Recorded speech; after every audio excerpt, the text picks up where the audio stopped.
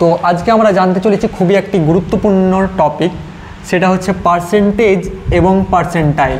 আমরা অনেক সময় পরীক্ষার ক্ষেত্রে দেখে থাকি যে বলা হচ্ছে যে কোনো একটি ছেলে বা কোনো একটি স্টুডেন্ট বা কোনো একজন 99% পেয়েছে, ঠিক আছে।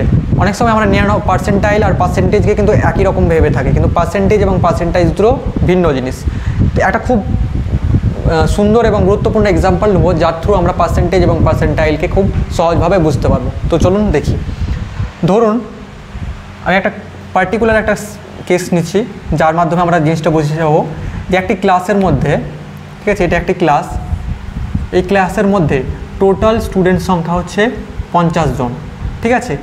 এবং সেখানে অ্যানুয়াল একটা যে আমাদের বার্ষিক যে এক্সাম হয়, সেই বার্ষিক এক্সাম হয়েছে এবং সেই বার্ষিক এক্সামে টোটাল মার্কস ছিল, অর্থাৎ টোটাল নাম্বার সেটা ছিল 500, ঠিক আছে।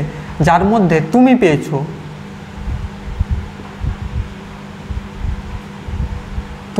কত পেয়েছো? তুমি পেয়েছো 406, ঠিক আছে। তো এবং যেহেতু 50 জন ছাত্র রয়েছে, তাহলে অবশ্যই ফার্স্ট সেকেন্ড থার্ড এভাবে তো চলতে থাকবে। তো কেউ ফার্স্ট হয়েছে, কেউ সেকেন্ড হয়েছে, কেউ থার্ড হয়েছে। তো তোমার যে পজিশনটা, সেই পজিশনটা হচ্ছে, তোমার র্যাঙ্কটা হচ্ছে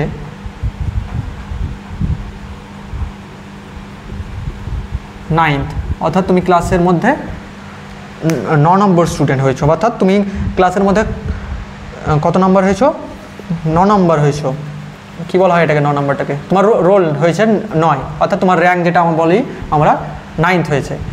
এই 9th হওয়ার মানে কি? 9th হওয়ার মানে হচ্ছে তুমি 41 জন আদার্স যে স্টুডেন্ট ছিল, সেই 41 জন স্টুডেন্ট থেকে তুমি এগিয়ে আছো, কিন্তু 8 জন স্টুডেন্ট থেকে তুমি পিছিয়ে রয়েছো। এই জিনিসটা আমরা জানতে পারলাম। এবার এখানে আমাকে পার্সেন্টেজ এবং পার্সেন্টাইল বের করতে হবে। তো ধরো আমাকে প্রথমে পার্সেন্টেজটা বের করতে হবে। পার্সেন্টেজ হবে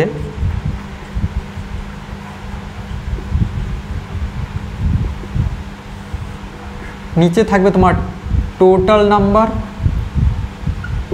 বা টোটাল মার্কস বা যেটাই বলতে পারো, টোটাল যে বিষয়টা সেটা থাকবে। উপরে থাকবে তুমি যেটা পেয়েছো, অর্থাৎ অবটেন, অর্থাৎ তুমি যেটা পেয়েছো, ঠিক আছে, গুণিত 100। সেক্ষেত্রে এখানে তুমি কত পেয়েছো? এখানে তুমি পেয়েছো 406। টোটাল কত পরীক্ষা হয়েছিল? 500, গুণিত কত হবে? 100। কাটাকুটি করলে আমরা দেখতে পাবো 0 0 0 কেটে যাবে এবং এখানে আমার দাঁড়াবে 81.2%। এটা কি হয়েছে তোমার? এটা তোমার পার্সেন্ট, অর্থাৎ তুমি 500-র মধ্যে 406 পেয়েছো এবং তোমার যে পার্সেন্টেজ বেরোচ্ছে সেটা হচ্ছে 81.2%। তো এবার নেক্সট আমরা শিখবো পার্সেন্টাইল, ঠিক আছে। তো পার্সেন্টাইল যে জিনিসটা, সেখানে একটা ফর্মুলা আছে এবং কিন্তু ফর্মুলার থেকে বেশি জরুরি হচ্ছে কনসেপ্টটা। তো কনসেপ্টটা বোঝার চেষ্টা করো।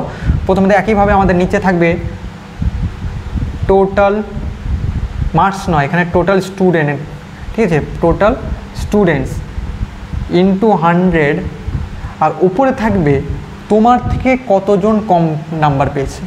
অর্থাৎ এখানে আমরা দেখতে পেলাম এখানে হচ্ছে নাম্বারের পার্সেন্টেজটা হচ্ছে আমার নাম্বারের ওপর ভিত্তি করে, কিন্তু পার্সেন্টাইলটা নির্ভর করছে স্টুডেন্টের ওপর, অর্থাৎ তুমি কত তোমার র্যাঙ্ক হয়েছে বা তুমি কজনের থেকে এগিয়ে বা পিছিয়ে, ঠিক আছে। Total student are less mark than you, ঠিক আছে। তো শুধু লেস মার্ক লিখলাম, অর্থাৎ এক কথায় বলতে গেলে তোমার থেকে কতজন কম পেয়েছে ভাজিত টোটাল স্টুডেন্ট গুণিত 100। সেক্ষেত্রে আমরা যদি দেখি তো আচ্ছা, এখানে দেখাচ্ছি লেস মার্ক পেয়েছে কতজন। তুমি যেহেতু তোমার র্যাঙ্ক হয়েছে 9, তো অবশ্যই 41 জনের থেকে, মানে 41 জন কম মার্কস পেয়েছে তোমার থেকে। তো 41 ডিভাইডেড বাই টোটাল স্টুডেন্ট, তাহলে কতজন থাকবে? অবশ্যই আমরা জানি 50 জন ছিল টোটাল স্টুডেন্ট। 40 ভাজিত 50 গুণিত 100। সেক্ষেত্রে আমরা দেখতে পাচ্ছ তোমরাও, আমি কী করতে পারি? 50 দুগুণে 100, ঠিক আছে। এবং তাহলে এখানে হয়ে যাচ্ছে তোমার 4 দুগুণে 8 এবং এখানে হচ্ছে তোমার 2 দুগুণা, মানে 2 একে 2, অর্থাৎ 82 পার্সেন্টাইল, এবং একে এভাবে আমরা লিখি পার্সেন্টাইল, ঠিক আছে।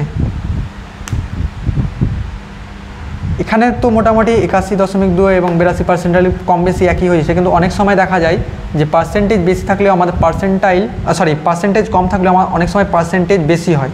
ঠিক আছে, তো জিনিসগুলো খুব বেসিক জিনিস। আরেকটা এক্সাম্পল নিই যার থ্রু আমরা আরও ভালো বুঝতে পারবো।